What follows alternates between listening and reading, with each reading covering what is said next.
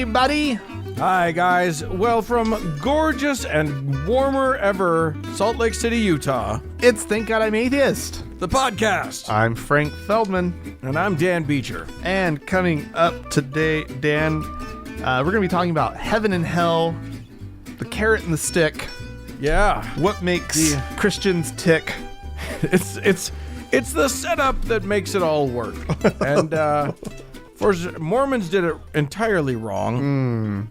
Boy, they made it complicated. That just goes to show that maybe you don't need it. We're going to talk about it. We're going to see if you need heaven and hell to be a good Christian / anything. I don't know. We'll see. Yeah. All right. Well, Dan. Yeah.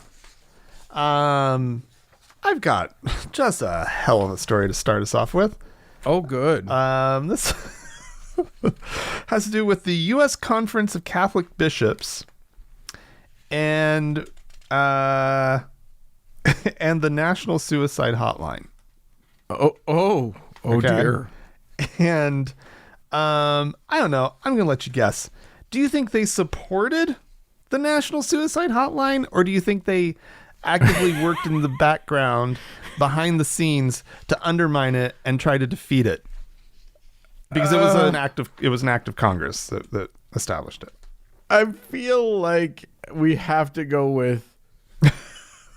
Here's the thing: Catholicism has, since time immemorial, been foursquare. If you commit suicide, you go to hell. So they're against suicide, Right. This seems like a no-brainer. Catholics, totally. But you're bringing it up, so it's very obviously the opposite. That is ding, ding, ding, ding. That is correct, Dan.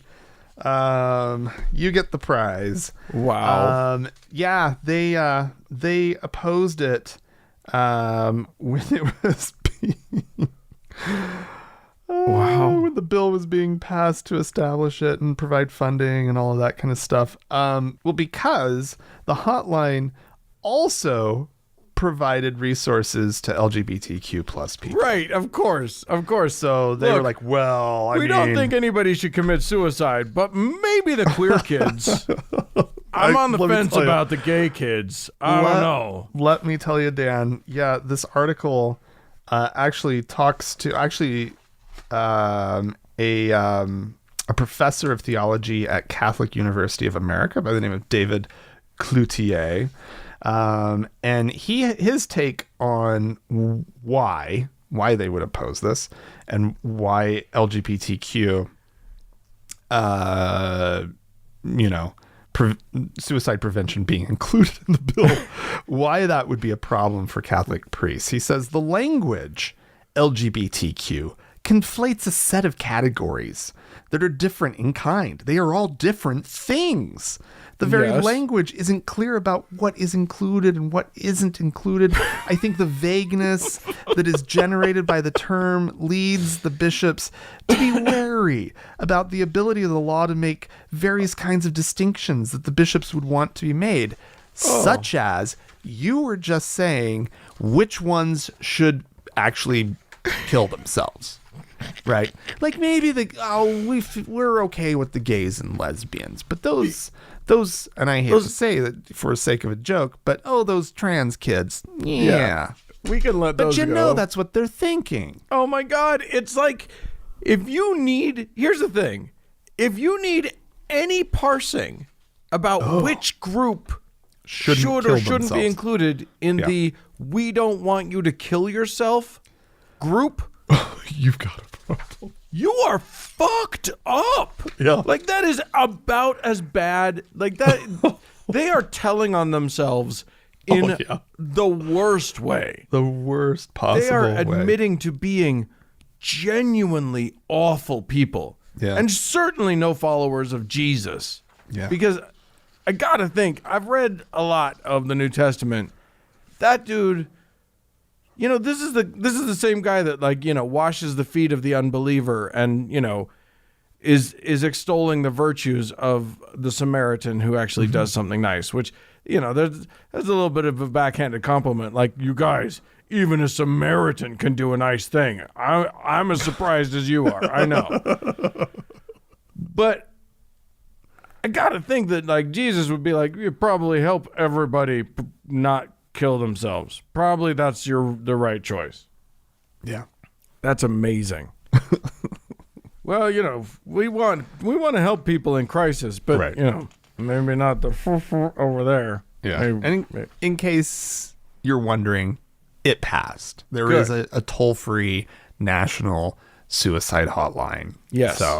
Yes, if you're gay or trans and you're having a tough time, you can call it. we are actually recording this on International Trans Awareness Visibility. I don't know the official name of the day, but happy Trans Day for everybody. And Fantastic. And yes. to all of our trans listeners, we love you, we see you, we value you. I just want to put that out there. That's wonderful, Dan. Also, if you're struggling, Frank, Yeah. say the number. What is the number? The number for the National Suicide Prevention Lifeline is 1-800-273-8255. Yeah. So if you're in the U.S., give that a call. They literally get the help you need. If you Yeah, are in crisis, that's fine. You're allowed to be in crisis, but get the help you need. You're not doing something wrong by getting some help. So great. I'm going to move to okay. So there's a thing that's been happening for a minute in the U.S. that I was not aware of, which is that Christians are catching on to their own history a little bit. Oh? The word crusade, when you talk in Christian terms, has people are apparently shocked to learn a very negative side to it. Like the Crusades themselves were were violently horrific and were all about like, hey, want to join the Christian church? No? Guess we got to kill you then, or torture you until you say you do and then kill you. Right. Anyway, a lot of horrific stuff. Apparently nobody knew that before, this century, because an alarming number of Christian organizations used that word. There was apparently a Christian organization called Campus Crusade for Christ, which in the year 2011 apparently changed their name to Cru, which, does that help? It's CRU. It still stands for Crusade. Maybe it's for a Grand Cru. Yeah, exactly. But apparently another thing that is now being taken care of but should have been known before is that a lot of places, a lot of Christian colleges had their mascot be the Crusaders. Oh. What are you doing? Yeah. So, like, apparently Wheaton College in Illinois, Valparaiso University, and now both of them have changed their mascots. And now the latest to join them is Evangel University. Evangel? I don't know how you say that word if you're not going to complete it. But Evangel University in Missouri is now finally doffing the name with Crusaders as their mascot. Any idea what they're changing them to? Let's see. One of them, Wheaton, changed to the Wheaton College Thunder, which is boring. fine. I don't know. Boring. And I think that that Evangel is still on the hunt for their. We should send them some ideas. Let's just email them. Yeah, Help them out. How about the hateful pricks? No, it's clunky. It's clunky. I admit that. How about the jerks? The marauders, the intruders. Yeah, the barbarians. How about the barbarians? I think that'll work. Oh, Dan. Yeah. Here's some happy news. Let's do some happy news. I like happy news. What? Yeah, well, We never get to do those. When it has to do with polling in the United States and general sort of gathering a sense of sort of the general public's religiosity. Uh-huh. It's been good news more or less lately. Yeah. And it's still good news. But some new numbers are out for 2020, where for the very first time, U.S. church membership has fallen below majority. Can you believe it? 40 down to 47% of Americans saying that they belong to a church, synagogue, or mosque. That is down from 50% in 2018 and down from 70% in 1999. Wow. That is impressive. You know, it's one of those things where that obviously doesn't mean that same number is atheist now or doesn't believe anymore. No, yeah, of course not. I love the idea that many people are no longer paying their tithing, are no longer feeding that the beast. Absolutely. I think that's amazing. And hopefully they're still giving, and they're giving to causes that they believe in, right? I work with somebody who used to be, well, kind of still is Mormon, but he doesn't pay his tithing anymore. And we were just talking the other day, and he's like, yeah, I give to what I want to. And I just like, that's exactly the right attitude. So he's still taking that percentage of his income that he was used to giving, and now he's giving it to charity. So I love that. Yeah, just wonderful, right? Yeah. Let's see. Now, this is interesting because I think, when I think about America falling away from religious practice, I think that it's a generational thing, right? This is my perception of it. I'm like, this is a rise of new generations, younger people who believe at lower percentages and that are practicing at lower percentages than, older generations. And that is true. The younger generations, like the millennials, let's see, in 2000, in the period between 2008 2010, which is how this is sort of structured, 51% said that they belonged to a church. Okay. And that number is down to 36%. Woo! But in Gen X, it was 57%. Now it's down to 50% over the same period of time. But what's interesting about this is that they are also looking at baby boomers, and that group of people that are born before 1946, which they're calling traditionalists, which I've never heard that term. I've heard sort of greatest generation or silent generation being used to describe them. All of these age groups are seeing a downward trend. They're getting wise, Frank. Baby boomers went from 63% down to 58% over that same period. Yeah, that's because you can't make baby boomers give their money to anybody. And they're getting wise to the whole church scam. Yeah, probably. Right. And then the traditionalists, as they're being called here, down from 73% to 66%. What? Which is a drop of, over the period between, because they have numbers going back to 1998 to 2000, where it was 77% belonged to a church in that group. And so it's down 11% over 2 decades.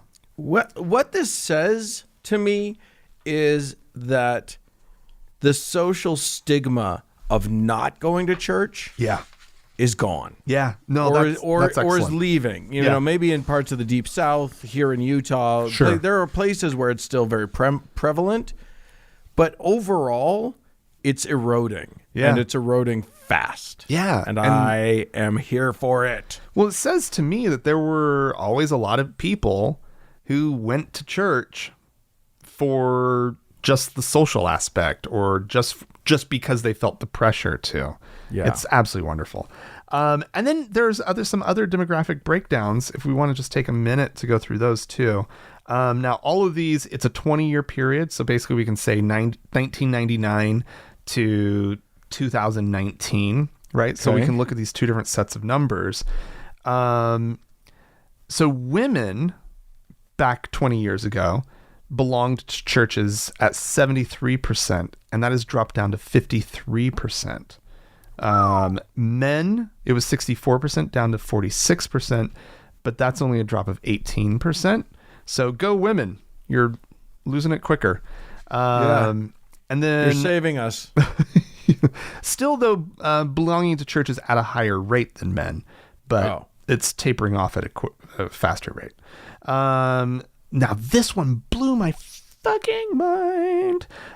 College graduates went from 68% belonging to a church. 60. Wow. Yeah. Okay. Back in 99. Yeah. Non-college graduates were at 69%. So basically the same. Right. Okay. Now watch this or get this. This is unbelievable. College graduates dropped to 54%. That's a 14% drop. Non-college graduates drop to 47%, which is a 22% drop. Oh my God. What are they teaching in these colleges? Faith, apparently. Apparently. Like that's amazing. There's a lower percentage of non-college graduated people in this country who belong to churches than college graduated. That's college crazy. educated, right? Like that's absolutely nuts. Non-married folks will not surprise you. Lower percentage by a long shot versus married people, because churches usually traditionally do a really poor job after a certain age of involving singles. They make you feel more and more isolated. Yeah, so that as makes you a go lot on. of sense. Democrats, 46% currently belong to churches. 65% of Republicans currently do. Yeah, okay. But still, 65 is low for Republicans. That's low Yeah, no, I know. It's all effing crazy. because And then- the GOP is basically the party of Jesus. That's God, guns, and something else. Yeah. Another G word. And then there's sort of some regional numbers. In the West, only 38% of people will belong to churches. Whoa. In the South, it's 58% currently. Yeah. The Midwest, 54%. That doesn't surprise me that those are really similar. Right. The eastern part of the country, 44%. So the West is the lowest. Wow. But it's dropping off the quickest in the East. So yeah, some very, very interesting numbers. I always find this fascinating to kind of dig into, but it's looking good, everybody. Keep it up. Whatever you trend guys are lines- doing out there, keep it up. The trend lines are going our way. That's good. All right. But unfortunately, not all the things can be good. Oh, So- Dan. Well, Way to look, bring the show down. Hey, we just had the vernal equinox, yeah. which happy Ostara to all of the pagans out there, and I'm about to insult you because I think paganism's dumb, just like other religions. But here's the thing. Paganism is a religion, and as you know, in a country where everybody's allowed to have your religion, as such, it's protected. You're allowed to have that religion here in these United States. Yeah. But apparently not so much if you work at Panera, the baking company, the baking chain, the bread chain company in salad sandwich place that thinks that touts their bread, right? Isn't that what it is? Yeah. It's you order at a counter, they bring your food out type place. Yeah, exactly. Yeah. You've got a tray. I think a tray is involved. We don't have them here. So I think we do. I don't think we do. My parents love Panera. It used to be whenever I would go home, on the way home from the airport, because they were in Tulsa, so they were really excited that they got to go to Panera, and they thought I would be happy to go to Panera. I gotta tell you guys, I wasn't too happy to go to Panera. Oh, it's just sandwiches. I mean, it's not bad. It wasn't bad. It's just nothing to get excited about. It didn't match their level of excitement. That's my thing. They were just so excited to go to Panera. Oh, we're going to Panera. Well, you can get an apple, they would tell me. You can get an apple as a side. They do nothing. This place, they're just giving you an apple. At least slice it or something. Oh my God, that's funny. I'm just imagining your parents so excited about this Apple option that they've discovered. No, you will not believe what you could just get an Apple. You could just have that. All right. Well, listen. Tammy McCoy, who worked, she worked at a Panera just outside of Pittsburgh, and apparently everything was going along just fine. Until one day on a break, one of her managers decided to ask her what her religion was. Which, if you're a manager, don't ever ask that. Don't do that in the workplace. That's a wrong thing to do. But Tammy said, "I'm a pagan," which was apparently the wrong answer. Decidedly so. And her managers decided to let her know that by telling her that she was going to hell.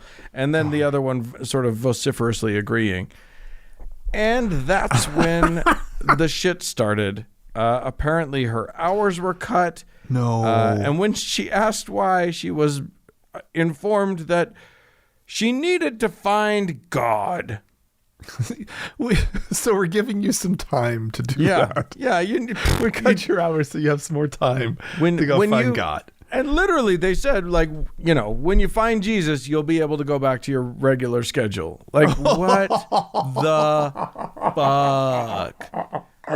And there was apparently more corporate policy, or was this like when corporate found out?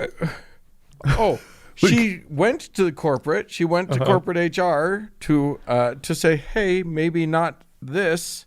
Didn't get a word back.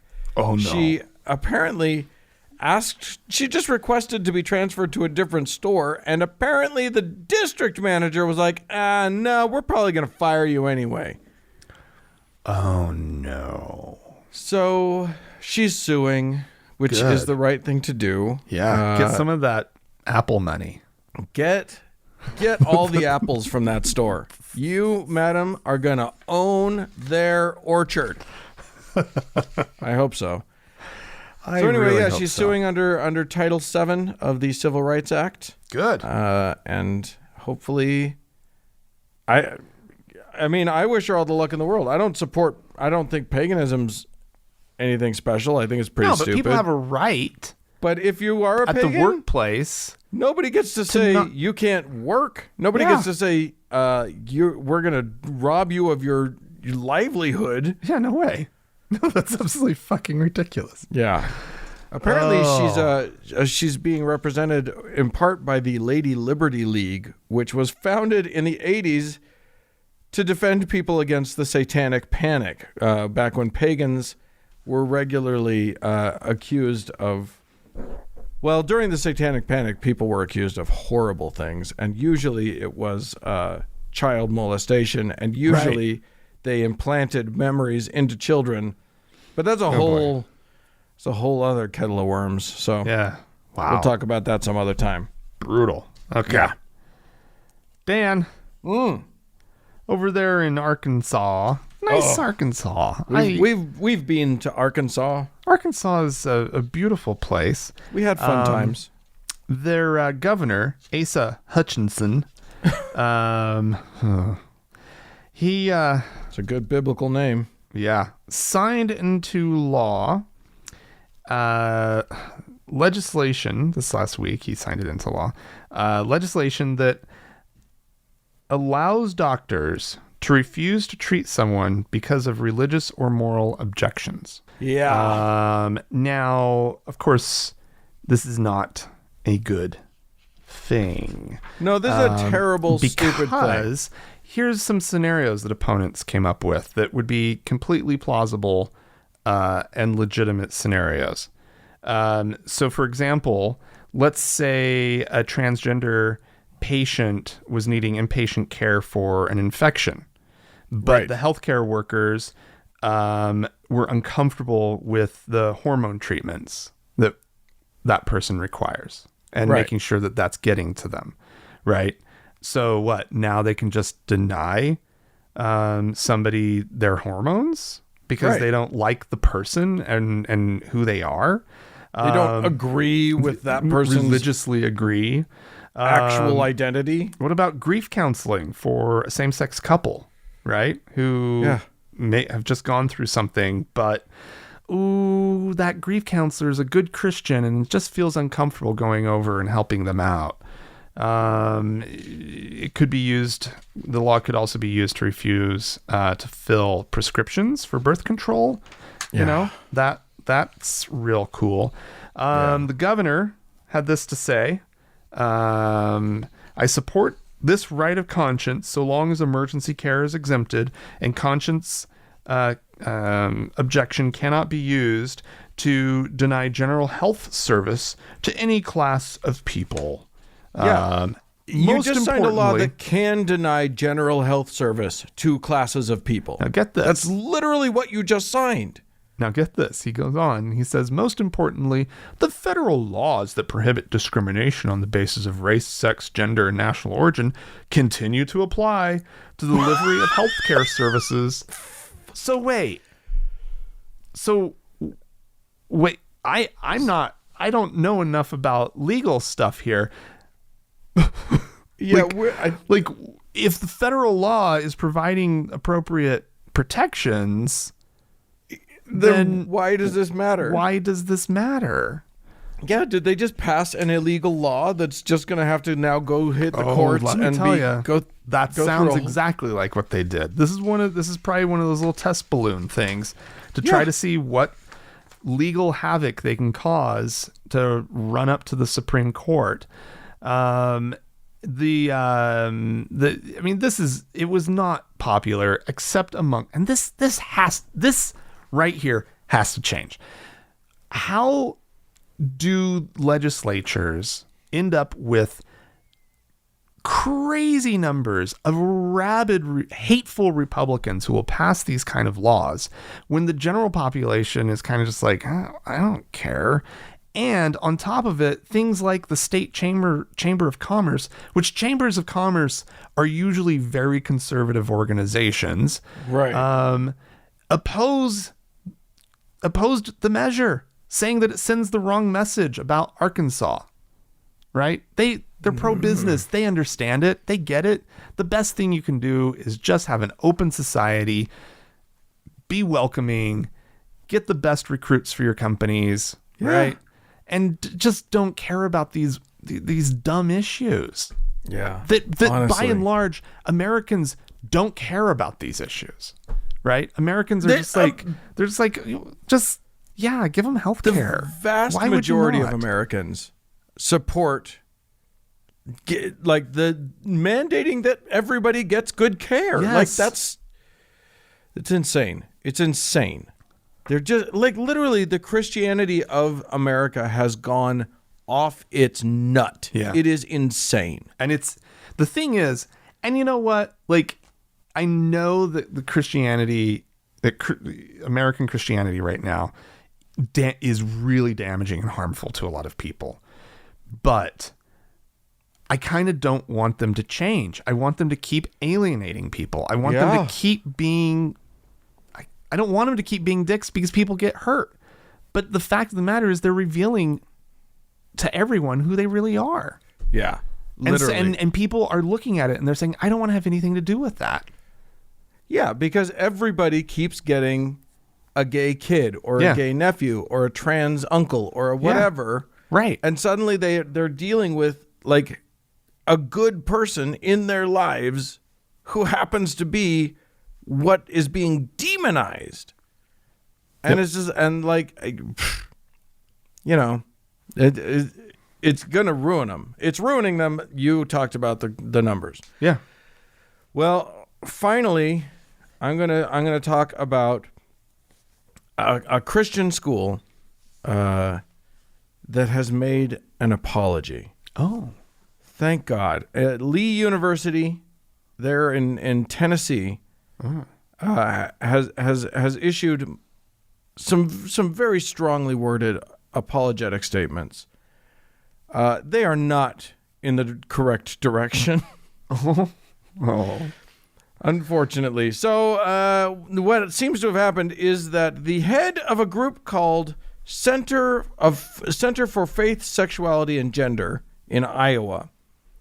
A man delightfully named Dr. Preston Sprinkle, which I think you can't get a better name than that. Literally, when I was choosing my stories, I was like, well, this has to be a story because it has the name Dr. Sprinkle in it. And here's the thing.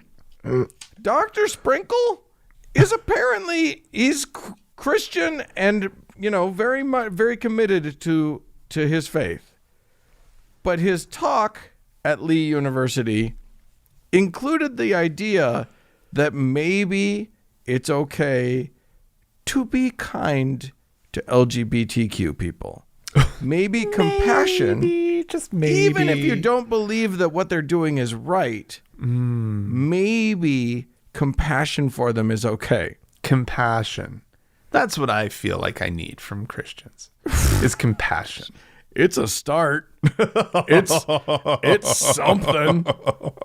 It's not nothing. It's not hatred. Anywho, it's not compassion. That's not like if you're actually like hurting, right? Like if you're actually in a bad place, compassion is absolutely the right thing and wonderful. Right. But if you're perfectly fine, right, and your Christian neighbor comes around and is like being all compassionate, I would just be like, fuck you.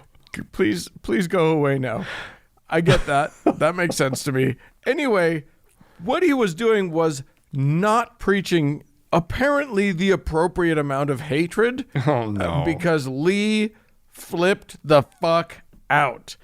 This is a Pentecostal university, affiliated university, and apparently, they had to release some statements. Things like, let's see, this is from some. Who is this? The board? We're terribly. We apologize profusely. This is the press release. Here we go. During his presentation. He, meaning Sprinkle, addressed sexual orientation and homosexuality in a manner that was contrary to Scripture, i.e., we don't hate them enough. Right. Church of God, contrary to Scripture, Church of God doctrine and teachings.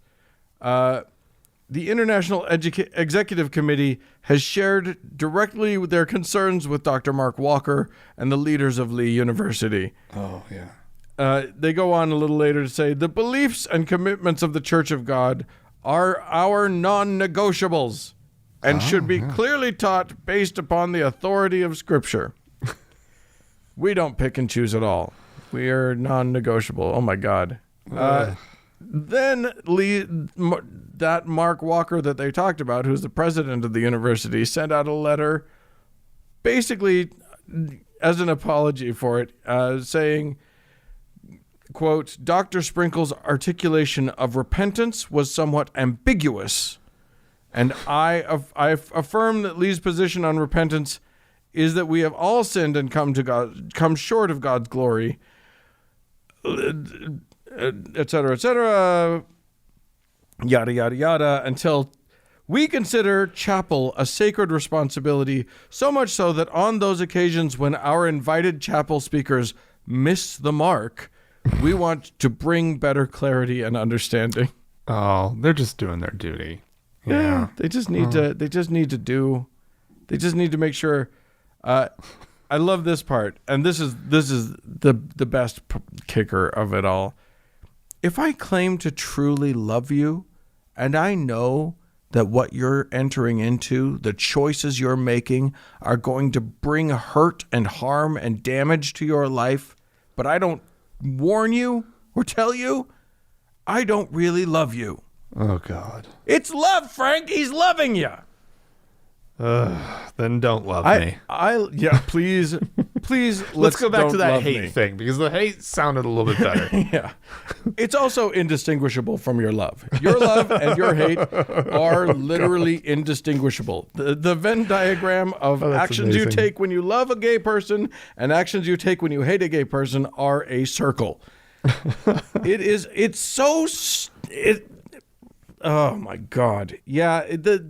That whole line of reasoning, listen, if anybody ever feeds you that, you can go ahead and tell them there's not an LGBTQ person in this country who doesn't already know your take on it. So you don't have to say a word to them. They already know. They know your take better than you know your take. You can just be nice to them and not warn them about a damn thing because they already know the warning. They already know, and they're still choosing to honor what's real to them. Sorry. Isn't that amazing that they think that we don't know? Right? The stupid, shit they're trying to sell us or convince us of. It's like, no, oh no, we know, yeah, we don't want it. Like they think they're gonna be like, that you can't get to heaven without Jesus, right? And the person that they're talking to is going to go, wait, what? What? What are you saying to me right now? Tell me everything. I know none of this. What is happening? I am shocked. Sign me up. Yeah. Whatever it is you're selling. Exactly. Oh my God. Whatever it is. I need that heaven. We'll talk about that later on in the show. Yeah. But before we move on, if you guys have anything you'd like to say about this or any of the stories we've covered, please feel free to write into us. podcast@thankgodimatheist.com. Or call and leave us a voicemail message. The telephone number is 424-666-8442. Stick around. There's more show coming up.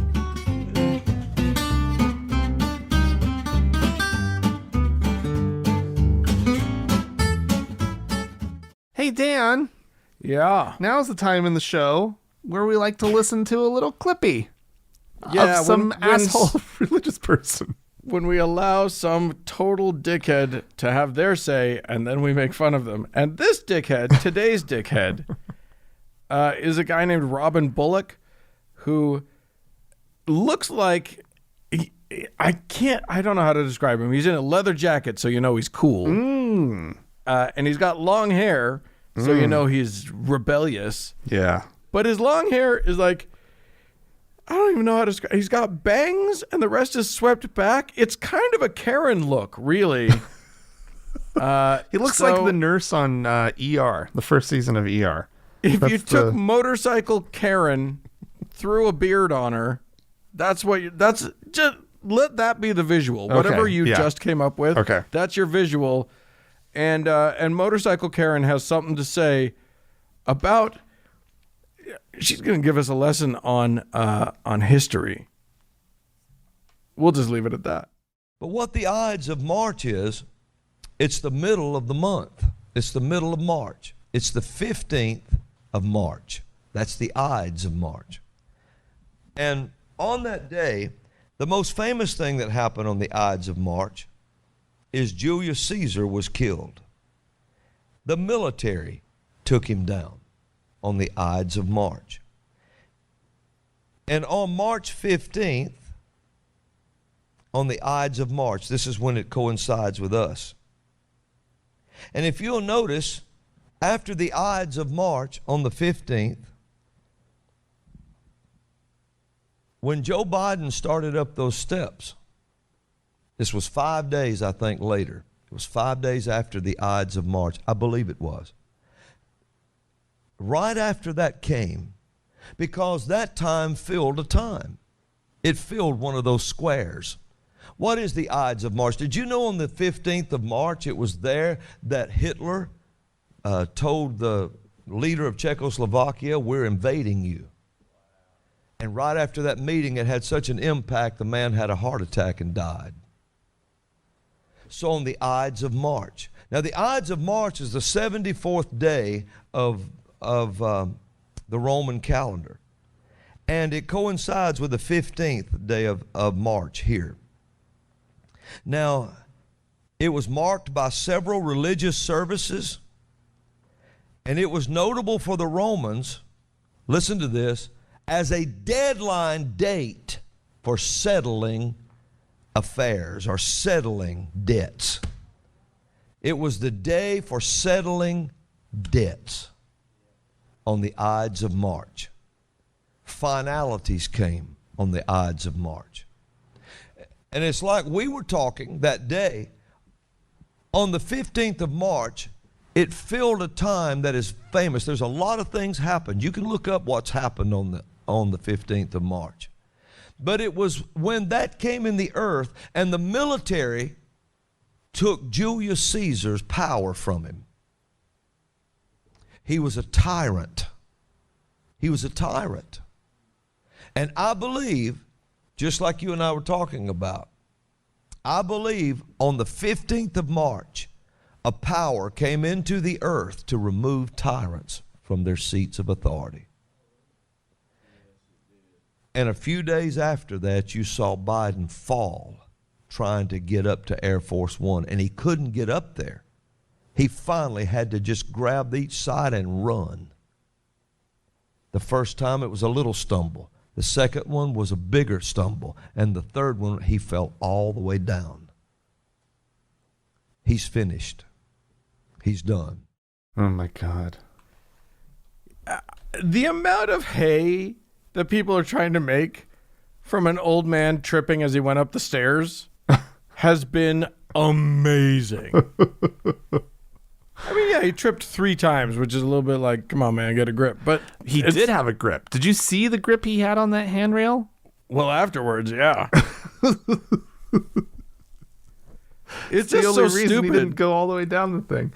My To God, connect that, though, to the killing of Julius Caesar. What the hell is this guy on about? It didn't even happen on the day. No. It didn't even happen on... And then only a Soon few days thereafter. later. Only 20 or 40 days after that, who knows what'll happen. God. It's all related to the Ides of March. By the way, the military, in my limited understanding, did not kill Julius Caesar. That was the Senate. Yes. It was senators who were worried about military control. Right. Because Who were Caesar... worried about, yeah, exactly. well, not even military, just tyrannical control. Caesar was the military. was. What are you talking I know. about? Okay. I know. I'm So going to let's calm it see. down. These are important historical events that happened on... Oh, you did the same thing I did. Yeah. That was first thing that I did was Google what happened. The first escalator was patented Ooh. by... in New York City. That's fancy. Cool. Yeah. I've got Tsar Nicholas abdicating the throne in Russia. Oh. That's a thing. Maine was admitted as the 23rd state of the Union in Yes, 1820. indeed. Sure. LBJ called for equal voting rights. Didn't apparently get it, but that was when he addressed a joint session of Congress. That's Oh, good. wow. That's cool. I love the idea that also Hitler had a conversation on that day. That was it's a big day, you guys. Oh, my God. Amazing. Yeah. I mean, Oh, Lord. and like this, the problem is, it's like, even like just this bad, like, it's kind of feels like numerology or something Yeah. along those lines, right? Where it's Yeah. just like, this thing has significance, right? Where it's like, you guys should be rejecting that. I would think as Christians, like, you're talking about, like, I mean, Rome was pagan. So like all of these like traditions that you're talking about being on March 15th, right? Yeah. You're thinking of a soothsayer. Yeah. You're thinking of Shakespeare talking about a soothsayer saying, beware the Ides of March. Yeah. That's the only reason you know that phrase is because of William Shakespeare. Oh, And you just thought you'd just throw, oh my God, everybody's an idiot. Everybody's an idiot. Well, not everybody. Also, here's a good one. In 1897, the first indoor fly casting tournament took place at Madison Square Garden. Wow. It is a red letter It's an day. auspicious day. It's a banner day in history. That March 15th. Inauspicious day. Oh, Lordy. All right. Well, you know who's not an idiot is the people who have written and called into us. So I think we should read and or hear them. Let's start with a voicemail, shall we? I think that sounds great, Dan. This first one that we want to have a little listen to is from a caller sharing a story about some situations that he's run into in his working retail. Okay. In what sounds like a very religious place. Great. Hey, Frank and Dan. This is Mark. I've called a couple times in the past. I just thought I'd share some of the cheap shots that religious people, in particular Christians, have used with me recently. I work retail, and I'm by myself at the store usually. And I've heard some funny ones. So I guess first off, I had a gentleman in here ask if we do missionary discounts. And I told him, I'm sorry, sir, we don't do missionary discounts. And he asked me sort of, surprised, do you not want blessings? Which I thought that was pretty funny because I didn't know missionaries had blessing powers. But, whatever. So there was that one. We also had a guy come in to 3 of our stores in the area and buy products and proselytize. How can I pray for you? Like, do you know Jesus? All to return all the items the next day. Just basically as an excuse to talk to us about Jesus. So that was a fun one, and he basically wasted company resources and time, so that was awesome. I also had a guy order a product from us, very, very cheap product, and he needed us to call him basically because he was on a request form, and he had a 4-minute answering machine communicating the entire gospel and all of, the works of Jesus and why we need our souls saved basically, and how we're a fallen people and how he used to be into drugs until he found the Lord God Almighty, and it changed his life. And I'm just standing there like on the phone, just a retail guy trying to call a customer who bought something from us, and I have to listen to his 4-minute answering machine message, which very conveniently he didn't answer. So I thought you guys would like to hear it. There are a couple other funny stories, but, thought I'd keep it short and to the point. Have fun with it. See you guys. Bye. Oh, yeah. Wow. Oh, my God. Oh, my God. Just shut up. Everybody, I'm getting... now my blood's boiling. I'm mad. That is some... I'm glad Mormons are so passive-aggressive because that is almost intolerable. All of that bullshit. Just... buying something so as an excuse to proselytize and then returning it all? That's amazing. That makes you a liar. Yeah. You're just a liar. Yeah.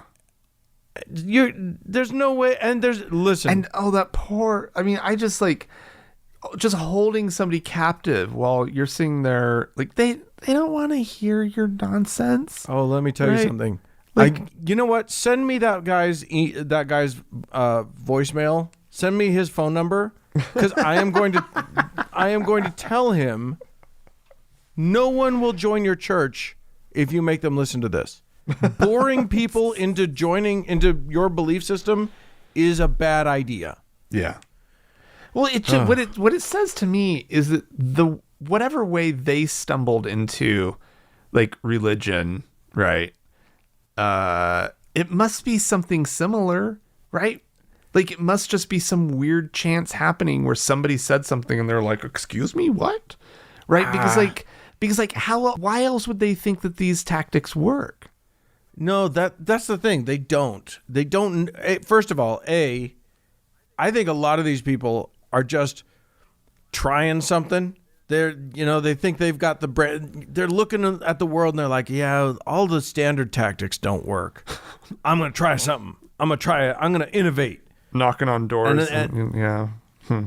So I think that's what's happening. And the other thing is, and this is evident every time you fucking go to a subway station and somebody's, preaching Jehovah's Witness at you. They don't actually want to convert you. They don't actually want to convert anybody. All they want to do is bother you to show God that they're trying. They just want to tick up points on their little registry card in heaven. Oh. Like every time they yell at a stranger, they get a little notch in their thing. That's a fucked up all heaven. They're trying to do. They know for a fact they're not going to convert anybody from doing what they're doing, but it counts. I think these are especially sort of naive and socially just inept, right? Yes. People. And they just don't have a clue. But my favorite thing in there is, you don't want blessings? You don't want From somebody who's like, Nope. you don't give discounts? You don't want blessings? It's like, Although, let me tell you something. If you're in the South, which I assume this has to be in the South, if you live in the American South, ask for the missionary discount. Everywhere you go, you might as well get it too. If they're getting it, you might as well get it. there's a missionary discount? Clearly, because that guy thought there was. There clearly is. This is a secret code to get 10% off at anywhere that like feels guilty about their Christianity. Yeah. So especially if they're dicks to you, or if they're, if you go into a store and they're whatever, tell them you're a missionary and see if they'll give you a discount. It's worth a shot. Worst they can say is no. Oh, golly gee. And then you can make them feel bad. You can say, "Don't you want blessings?" And then you're paying it forward, and I love that. We had somebody write into us. This is from Dan. It's just a solid name. I imagine very handsome guy named Dan, who says, Frank and Dan, I just discovered your podcast recently, and it is absolutely fantastic. I'm currently working my way through your past episodes. Horrifying. We always are terrified when someone does that. Yeah. But I drive a lot, so I have plenty of time. Thank you for being a breath of fresh air in the news world. You guys are awesome. Oh, nice. So that's lovely. That's nice. Thanks for that. And we have another voicemail, don't we? We do. And this caller is responding to the episode where we talked about the Atlanta shooter. Yes. And she adds to the conversation just a great way. So let's have a listen. So I just left a note thanking you for your progressiveness, and I just finished listening to the 485th episode about the Atlanta shooter and how religion causes the sexual purism issues and the responsibility of females for males' sexuality and all that. I just wanted to add to the train of thought that in many, many atheist groups, men seem to choose to remain within the idea of religion that they're better than women or stronger or smarter. It's just to say, oh, look, we're rejecting religion except for this part where we're superior to you, which is more than problematic and feeds rape culture and feeds misogyny. And yes, even though we are moving away from religion in this country, until we reach a point where men have chosen to completely remove that particular article of religious bullshit, we're never really going to progress. You can't keep a hold of your religious views that your penis makes you superior and still actually call yourself an atheist, I guess. Well, I guess you can call yourself an atheist, but you're also just a little bit of a jerk who is holding on to your, atheism. I mean, your religion. It's either science or it's religion. You got to pick a side. Thanks, guys, again for, going to bat for all the peoples, all the atheists. Keep it cool. Peace. Bye-bye. Well, there you go. Yeah. I got to say, I have seen a disturbing streak of misogyny in the atheist world. I think a lot of atheist men are really cool. There's a lot of really good atheist men out there. But it is kind of alarming how many atheist men don't self-confront on that point. And I'm going to encourage you all to do some real hard, deep looks inside and look for ways that maybe you're not being cool about differences in gender that don't mean anything. Right. So get on it. Enough with the misogyny, dickheads. Okay. Listen, we listen. One of the ways that you can help us, if you wanna support this show, there's a couple ways that you can do it. The freest of them is to go to iTunes or wherever you hear us and give us 5 stars and write a review for the show. We really appreciate it. You're counteracting some dickhead Christian who's out there giving us a 1 star and writing something negative about us, even though they never listen to us. So this one is from Baki Lee, who titled their review "Great Intro Song," which I can't disagree with. I think it's fantastic. And they say, Frank and Dan are great. Do you love Satan? Do you reject the truth the truth so that you can sin? Well, do I have a podcast for you? These two help keep me up to date with the latest sad news and funny news. So yes, there you go. Thank you so much for the 5-star review. Remember, 5 stars is the only stars that counts. So go ahead and do that. But if you want to further support us and have the means, there are other ways. Indeed. The best way to get started on this little journey of supporting us financially would be to go to thankgodimatheist.com and clicking on the support tab. And there's a couple options there. But what the 2 people who we're going to mention here in just a second did is they went over to Patreon, where we have an ongoing campaign. And then they signed up. One person signed up as a deacon. And that person is Robert. Thank you, Robert. And we also have a new priest this week. Wow. Nathan. So thanks to Nathan. Fellas, you now have magic powers. Congratulations. Super You now magic have powers. the Aaronic priesthood from Frank and Dan. Yeah. That's an exclusive. Yeah, and I was actually thinking about this today, Dan. I do love that you've mentioned that you love it whenever we ordain a woman, right, to our fake priesthood. Yes, indeed. Or what am I talking about? To the priesthood. In the temple, in the Mormon temple, I just remembered it today. There's this whole thing about selling priesthoods, right? Oh. And it's like Satan talking about it, if I remember right. And I was just like, and then it's been a long time. Those of you out there who've been through the temple more recently than me, you might remember a little bit better. But there was this whole thing, and I was just like, oh my God, I love, period, that we're selling priesthoods. Yeah, listen, if you should get in on this action. Get yourself some Satan priesthood. It's so powerful. It's amazing.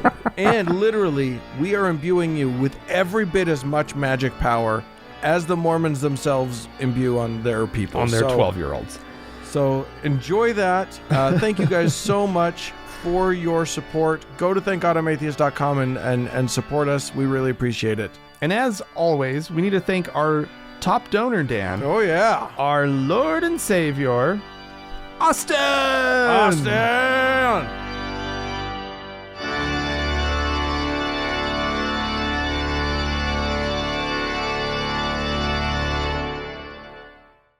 Hey, Dan. Yes, hello. Oh, hi there. It's been so long. Yeah. Oh, I'm so glad we made it back. How have you been? From that little musical bed. Well, Dan, I saw something getting shared around this weekend. Okay. Yeah, this last weekend. Really, I think is when I first saw it. Was it coronavirus? Because that's still going around. That is getting shared around still. Yeah. However, this little story, it's really a clip of this retired priest saying that hell was invented by the Catholic Church to control people, right? Aw. And it caught my eye. He said the quiet part out loud. And like it really wasn't a story for us to bring up on sort of the first part of the show, but as part of like this bigger discussion that we have on the second half, I thought it would be an interesting jumping off point, because it got me thinking about sort of people's motivations, right? Within Christianity, why are they good, right? Are they good because of fear? Are they good because of some reward, right? That they think they're going to get in heaven, right? Like, it does feel like their motivations might be in the wrong, coming from the wrong place.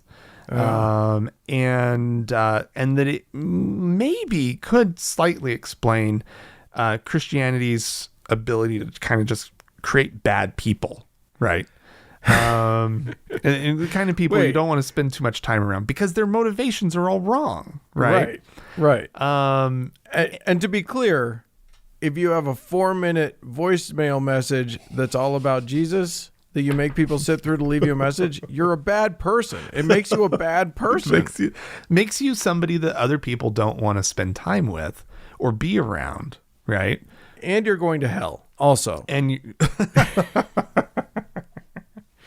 so anyway, like, just it's ironic to me that within the structure of Christianity, this is what people think makes you good, right? Yeah. And on the flip side, you mean just obeying the rules? Just obeying the rules and not working and not doing the work. And there are plenty of Christians, I'm sure, who do the kind of work that we're going to talk about. But what I revel in, now, in my life being free from religion, all these 20 years or whatever it is now, is having the opportunity just to figure it out and to do work on myself, right? Yeah. And to just try to be a good person, right? To try to do the right thing because it's the thing that makes our society better, maybe, or makes me more pleasant to be around, or, a better coworker, or a better husband, or whatever it is, right? Right. It's like, I'm just doing it and maybe it is a little bit selfish because it is good to be better because people like you more. But that seems to be a pretty good motivator, though. And that seems to be a good motivation to just try to be better, right? Yeah. Always trying to be better because why not? Well, also we have a lot of social reasons to be better. I mean, the truth is that your idea of people like you more is part of an evolutionary mandate. We as a critter evolved to be social. Right. And that's a survival tactic. That's not just sort of a random happenstance. That's how we have to be because we're slow and we're not very good at a lot of the things that make other critters survive. Yeah. When there's just one of us. Right. But when there's a lot of us, we do great. So we have evolved to be social creatures and as such need to have social rules in place. And those rules are inset. They're part of us. Mm-hmm. At least the basics. The Christians are so fucking proud of their thou shalt not kill as though nobody else had figured that out before. Thou shalt not steal. Yeah, we know. Yeah. We got it. And that great... Everybody has known that. And then the rest of the list is kind of shit. There might be one or two others that are like, oh, yeah. But it's a shit list that they follow. It's a dumb list of rules. But the point that you're getting at about this hell business is that when your motivation, because here's the thing, and you hear this all the time, when a Christian meets an atheist or when a Muslim meets an atheist, the question is, they or even better, when they don't meet an atheist, but when they talk about atheists as though they know what's going on in our head, they say, oh, nothing's keeping them from murdering. Right. Nothing's keeping them from stealing. Right. They have no moral center. And it's like, dude, it's the opposite. Literally, our moral center is centered in our humanity, which is where all morality comes from. It's our humanity and our connection with each other. And the more deeply we connect with each other, the stronger our moral center is. Right. And it's when you divorce your own morality from yourself and bring it in from an external source that you get a little wonky. Yep. These people don't have morality. They have rules. And that's a totally different concept. Yeah. So if you're obeying the rules, you may be acting morally, but you may not have a moral center. So you don't actually know that, the difference between understanding that my rules say that I'm not allowed to be a homosexual. Right. And the difference between that and actually acting in a moral way towards someone else who believes differently. Or what if Someone else who may be homosexual, you still have a moral obligation to be kind, to be good, to be, to care if somebody wants to commit suicide. Like, these are all moral obligations that Christians are easily letting go of because they don't have a moral center. They have rules. Right. Yeah. And big prizes in heaven, especially if they can convert somebody, right? Which leads somebody to being a total lousy person buying stuff just so they can talk to somebody about It's religion. a fucking game show. You're so right. Yeah. It's prizes. And then yep. if you lose, sorry, you're going to be punished, not just commensurate with your crimes, right, but just eternally. Yeah. Just forever punishment for the rest of eternity, forever. Yeah. Which, it's shocking that anybody's okay with that concept, because when you look at eternity, this little life is such a blip. Oh, I know. How could you possibly do anything in this tiny amount of time to merit torture forever? Just forever. You can't. It's impossible. That's just the most insane thing I've ever heard in my life. It's just, the concept of hell, give it any amount of examination. Yeah. Forget the fact that the Bible doesn't actually have a concept of hell. Right. If you know anything about, Bible scholarship, you look at the Old Testament, the Hebrew word that they use, Sheol, is it's not hell, it's the realm of the dead. It's a totally different thing. There is no biblical concept of hell for reals. There's a few different places where they talk about burning, or they talk about the center of the earth, or they talk about all these different things, but there's no unified theory of hell. It was made up to control people. It works great, but it does give. You just get a bunch of automatons at that point. Yeah, you get a bunch of game show contestants. I think it works. I think it worked great. I think part of the fall off of religion is the fact that they haven't reformed these most basic ideas. It's not just that they're dicks to people, right? Right. It's that there's nothing really all that compelling in a modern context about the idea of heaven and hell. Not it doesn't seem like it to me, right? Because as soon as you start to examine it with a more modern mind, you end up with shows like The Good Place, right? Which, maybe you loved it, maybe you didn't like it, maybe you think it's a good show, maybe you don't. But it does a really nice little takedown of the concept of heaven and hell, right? Yeah.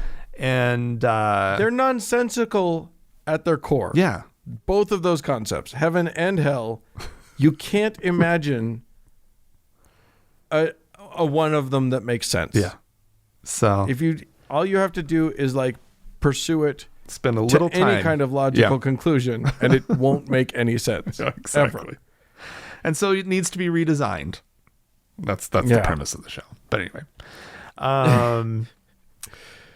I liked it, by the way. I liked it too. I'm planting myself in the The Good Place category. I thought that it was just a fun little show. We don't want to completely derail into it, but I thought that they also, if there were an afterlife, they come up with the right solution, right?